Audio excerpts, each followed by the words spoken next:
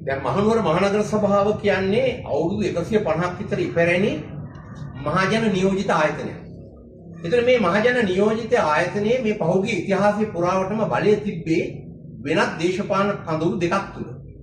නමුත් ප්‍රථම වතාවට තමයි මාලිමා රජයකට මහනුවර මහනගර සභාවේ මේ පාලන බලය හිමි වුණේ. ඒතකොට ඇත්තටම මහනුවර මහනගර සභා බල ප්‍රදේශය තුළ බදු ගෙවන පුරවැසියන්ගේ විශාල විශ්වාසයක් තිබුණා මේ ඉතිහාසයේ පුරාවටම වෙච්ච වංචා සහ දූෂණ පිළිබඳව පැහැදිලිවම මේ අලුතෙන් පත් වෙච්ච මේ නැවුම් ආණ්ඩුව සභාව මේක හරියට නියාමනය කරයි කියලා. මමත් මහනුවර මහනගර සභාවේ හිටපු සභිකේ මම මේ හිටපු කාලය තුල ඉසේ කෙස් ගන්නට අපි මේ වංචා පිළිබඳව සමාජගත කළා මිනිස්සුන්ව දැනුවත් කළා කටයුතු කළා තියෙනවා. නමුත් මේ වෙනකොට අවාසනාව තමයි මේ බලයට පත් කරලා තියෙන්නේ.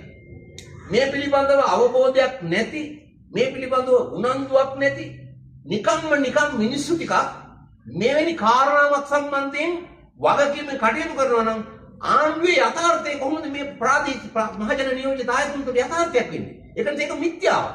පැහැදිලි ලෙසම ආණ්ඩුවට අවශ්‍ය ආණ්ඩුව පිළිබඳව රටේ ජනතාවට තියෙන්නේ මේ මාලිමා ආණ්ඩුව වඩාම නිවැරදි දෙයක් රටට කරයි කියලා. ඒ විශ්වාසය අදත් මිනිස්සු අතහැරලා නැහැ. අපි බල කර සිටිනවා මාලිමා ආණ්ඩුවට මෙන්න මේ විශ්වාසයේ පළුදු වීම වළක්වන්න.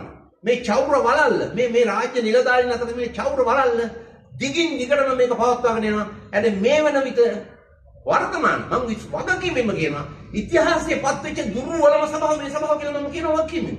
ඒක මම හිතනවා මාලිමා ආණ්ඩුව පිළිගන්නවා.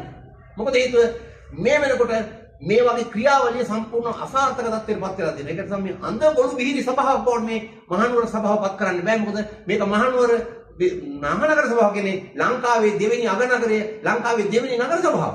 ඒක නිසා මේක ඓතිහාසික වැදගත්කමකින් යුතු අලුත් අනන්‍යතාවයක් සංස්කෘතියක් සහිත නගරයක්. මෙන්න මේ නගරේ නිවැරදිව පාලනය කරන්න නම් මේ අවුරුදු 4 තුළ මීට වැඩි වගකීමෙන් මේ සියලුම පාර්ශ්වයන් කටයුතු කළ යුතු කියන යෝජනාවත් අපි අපේ පුරවැසි පැත්තෙන් අපි මේක යෝජනා කරා. මහනුවර මහනගර සභාව අලුතෙන් පත් වෙච්ච මේ නැවුම් සභාව ඉතිහාසයේ චෞර බලල්ල විසින් කරන වැරදි වලට දඬුවම් කරයි කියලා. එවන් තත්ත්වයක් තුළ මහනුවර මහනගර සභාව විසින් ජල පොම්පයක් ගෙන්වීම සඳහා කැඳවන ලද ලන්සුවලදී පැහැදිලිවම කැඳවන ලද ලන්සු අතරින් වඩාම සුදුසු ලන්සු බව තෝරාගන්නේ නැතුව වංචා සහගත ලෙස සැලසුම් සහගතව විශාල මූල්‍ය අපරාධයක් මේ අවස්ථාවේ කරලා තියෙනවා. ඒ මූල්‍ය අපරාධය තමයි ඒ ලන්සු කැඳවන අවස්ථාව වන විට දිය යුතු නිවැරදි පිරිවිතර ලබා නොදී ලන්සු කරවම නොමග යවලා තමුන්ට ප්‍රදානය කරන්න ඕනේ